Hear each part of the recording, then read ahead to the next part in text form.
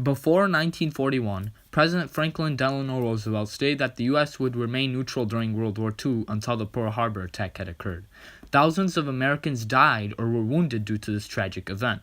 Despite Roosevelt claiming that the U.S. was neutral before Japan attacked, the U.S. had always been involved in World War II before Pearl Harbor even happened, when they passed the Neutrality Act of 1939, which provided war materials for European democracies fighting Nazi Germany. Congress also approved a 70% increase in the United States' combat fleet and moved the U.S. fleet within striking distance of Japan. And the U.S. placed direct embargoes on Japan in order to limit its economic ability.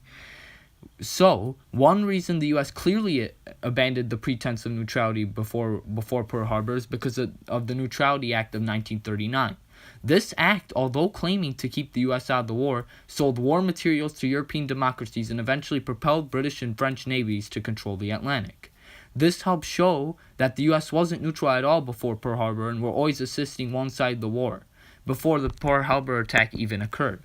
It's also evident that the U.S. would support European democracies because the U.S. has always tried to spread democracy to other countries such as the Philippines, and this goal also included European countries such as Nazi Germany. Another reason why the U.S. never had an interest in neutrality even before the Pearl Harbor attack was because the government showed a great deal of militarism, as it was evident that they beefed up their combat fleets, which showed their readiness for war. This helps in articulating that the U.S. had already given up on neutrality and was ready to battle it out in World War II, and they were already involved in it before Pearl Harbor even happened. The U.S. also moved many of their naval ships within striking distance of Japan, which showed their attempts at intimidating them. Since Japan felt intimidated by this action taken by the U.S., it attacked Pearl Harbor as an act of self-defense. This is another example that clearly underlines that the U.S. abandoned neutrality before the Pearl Harbor attack. Concurrently, the U.S. had placed embargoes on Japan in order to limit their economic activity. In August of 1941, the U.S. established an embargo on gasoline and all oil exports to Japan.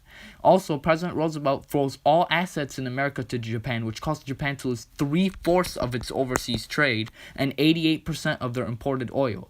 This could have been definitely used by countries that were against Japan, like France and Great Britain, to their advantage. This is also a key example of the U.S. showing that they were not neutral at all before Pearl Harbor, and that they had obvious favorites beforehand, and helped show that they abandoned neutrality already. In conclusion, the U.S. simply could not rest while their closest allies were quickly being overrun by the Nazi fiend. Since many Americans were against joining World War II, the U.S. government claimed to be neutral but still heavily supported the European democracies. They built up their powerful fleet and moved in within striking distance of Japan, and they had already restricted Japan's economic potential before the war. The U.S. helped their allies prevent Nazi domination of Europe since World War II had began had they not. The world as we know it today would have been radically different.